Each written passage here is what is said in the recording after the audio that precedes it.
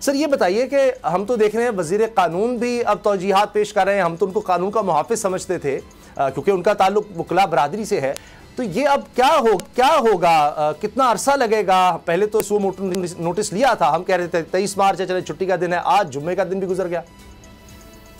دیکھیے نا، یہ قانون کے محافظ نہیں ہے بلکہ قانون کے قاتل ہیں جو محافظ کی شکل میں آ رہے ہیں۔ انہوں نے آئین کے ساتھ کی اتنی واضح خلاف ورزی کی ہے، بلکہ جس کو ہم انگریزی میں کہتے ہیں سبورشن کی ہے۔ جو کچھ بھی ابھی تک ہوا ہے نہایت افسوسناک عمل ہے۔ حامد خان صاحب، آپ کا جو گروپ ہے، آپ وکلاء کے رہنما ہیں، دہائیوں کا آپ کا تجربہ ہے، وہاں کتنی بے چینی ہے؟ کیونکہ اس وقت تو آپ کو بڑا لوگوں نے، وکلاء نے بڑا سراہا ہے، آپ اس وقت بڑے طاقتور گروپ کی شکل اختیار کر چکے ہیں، تو کیا سمجھ رہے ہیں آپ کہ کیا وکلاء کوئی تحریک چلائیں گے یا ہاتھ پہ ہاتھ رکھ کر بیٹھے رہیں گے اس معاملے میں؟ جی نہیں، میں سمجھتا ہوں وکلاء جو ہیں اس معاملے میں اپنا کردار ادا کریں گے، کیونکہ وکلاء آئین اور قانون کے محافظ ہیں۔ ان کا فرض ہے کہ آئین اور قانون کی حفاظت کریں اور آئین قانون کی خلاف ورزی کے خلاف بالکل برسر پیکار ہو جائے۔ جی حامد خان صاحب، اب راستہ کیا ہے آگے؟ اگر سپریم کورٹ میں اب رجسٹری میں یہ معاملہ چلا بھی گیا ہے، کیس بھی دائر کر دیا گیا ہے، آگے کیا آپ ایکسپیکٹ کر رہے ہیں، کیا ہوگا؟ دیکھیے نا، آلریڈی اس معاملے کو کسی حد تک تو سپریم کورٹ کے سامنے آج بھی ایک نئی پٹیشن مجھے بتایا گیا کہ داخل کی گئی ہے، جو کہ اسپیکر پنجاب اسمبلی کی طرف سے اور اس طرح سے کے پی اسمبلی کے اسپیکر کی طرف سے بھی درخواست دی جا رہی ہے سپریم کورٹ میں، تاکہ یہ معاملے کو ایک دفعہ پھر کھولا جائے اسی کورٹ کے سامنے جس نے پہلے یہ آرڈر کیا تھا 90 دن میں الیکشن ہونے کا۔ ایک تو یہ ہے قانونی جو اس میں چارہ جوئی ہے وہ پوری طرح کی جائے گی، اور مجھے یقین ہے کہ اس معاملے میں وکلاء کے نمائندہ تنظیمیں بھی اس کوشش میں شامل ہوں گی، کیونکہ کچھ دنوں تک یہ غالباً 28 سے 29 کو ایک نیشن وائڈ کنونشن اس کے اوپر ہونے جا رہا ہے سپریم کورٹ بار کی سربراہی میں، جس میں یہ فیصلہ کیا جائے گا کہ آئندہ کا لائے عمل کیا ہوگا اس معاملے۔ صدیق جان،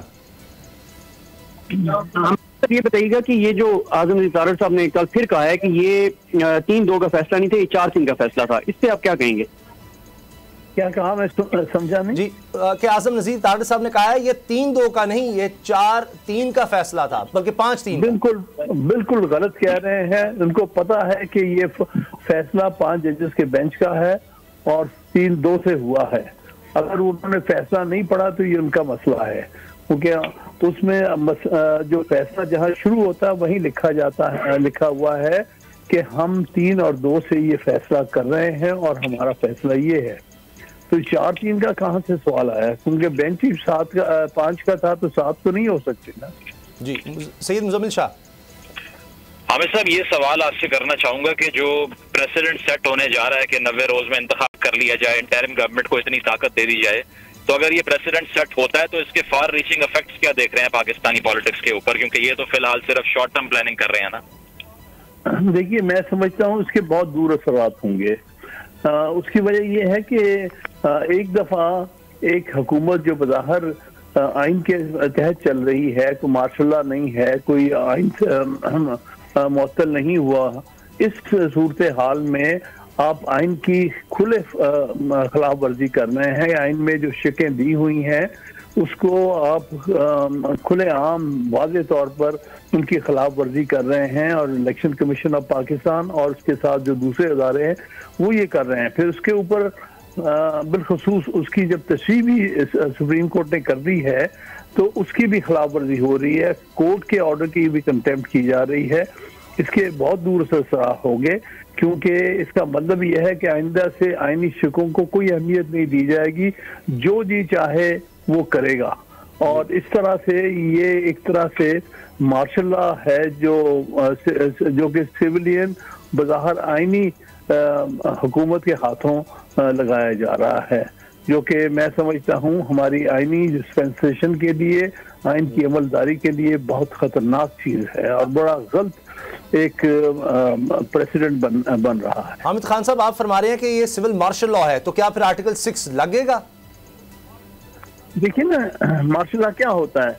मार्शल लॉ वो होता है कि लाकानूनियत को हम मार्शल लॉ कहते हैं। जब कोई कानून ना रह जाए तो वो मार्शल लॉ होता है, और चंद हुक्मरान अपनी मर्जी से जो जी चाहे हुक्मरानी करें, उसको हम मार्शल लॉ कहते हैं। तो यहाँ पर भी ये हो रहा है, बज़ाहिर आइन की अमलदारी है, बज़ाहिर ये कहते हैं कि हम आइन के तहत हमने हुकूमत बनाई है, हमने आइन के तहत वोट ऑफ नो कॉन्फिडेंस पास करके फिर हमने हुकूमत मुरतब की है। अगर ये सब कुछ आइन के तहत हुआ है तो फिर आप आइन की खिलाफवर्जी कैसे कर रहे हैं? जी अच्छा, ये बताइएगा कि निगरान सेटअप का क्या होगा? वो क्या 10 महीने तक कंटिन्यू कर सकता है, फिर आने वाली हुकूमत फिर हर कोई ये करेगी निगरान सेटअप अपनी तर्ज का लगा के उसको आगे ले जाएगी? और अटॉर्नी जनरल ने भी इस्तीफा दे दिया है आज। अब कहा जा रहा है शायद इरफान कादिर साहब अटॉर्नी जनरल बने और वो बड़े सख्त मौक़िफ़ रखते हैं, फिर अदालत में अब जो भी वो बात करते हैं ज़रा सख्ती से करते हैं। वो कह रहे हैं कि सुप्रीम कोर्ट का इख्तियार ही नहीं है। देखिए, ये तो वो तो एक धांधली वाली बात है ना, कोई जो जी चाहे कह दे।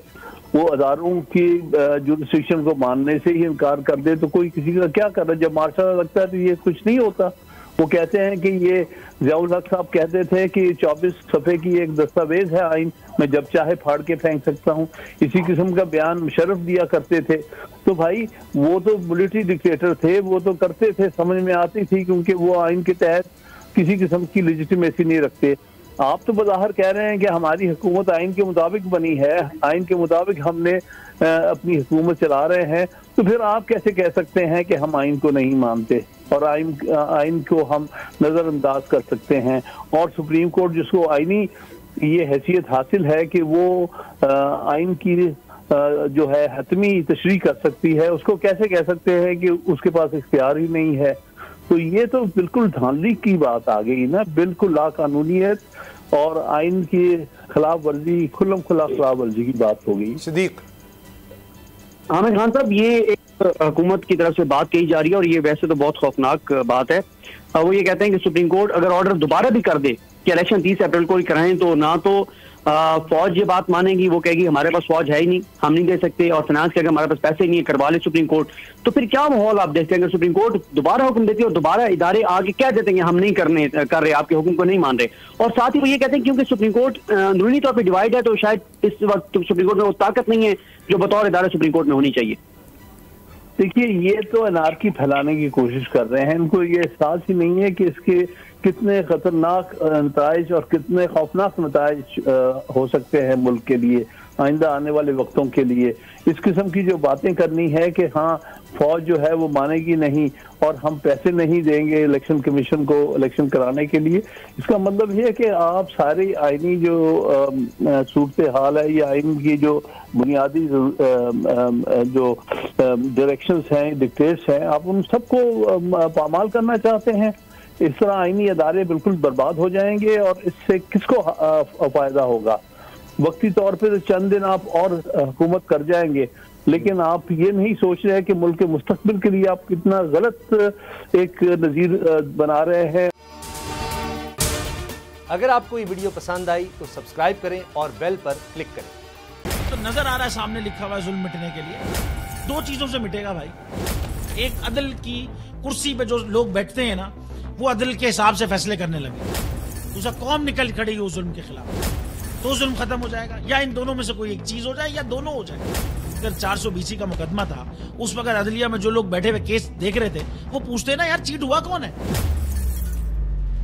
जब उनको दिखता कोई चीट नहीं हुआ केस खत्म कर देते। तो जालिम जुल्म कर ही नहीं पाता। 9 जजेस ने नोट बिफोर किया मेरे केस को यार, 1.5 साल चला। शख्सी जमानत का केस, सेम केस इस्लामाबाद में कर दिया। एक ही इल्जाम पे 2 केस हो नहीं सकते भाई। मतलब 60 दिन का वक्त होता है, 102 दिन के बाद मैं जीत गया, केस बरी हो गया, 102 दिन के बाद अपील फाइल की, एक्सेप्ट कर ली। नहीं करते ना एक्सेप्ट, खत्म हो जाता ना जुल्म यार। भरी अदालत में मुझे बरी कर दिया, फिर पता नहीं क्या हुआ 2.5 घंटे बाद का नोट बिफोर, मैं नहीं सुनता ये केस।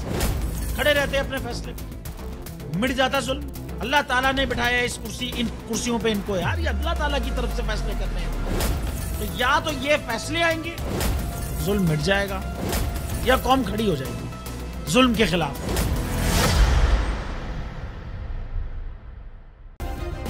सब्सक्राइब करें और बेल दबाएं ताकि कोई खबर रह न जाए।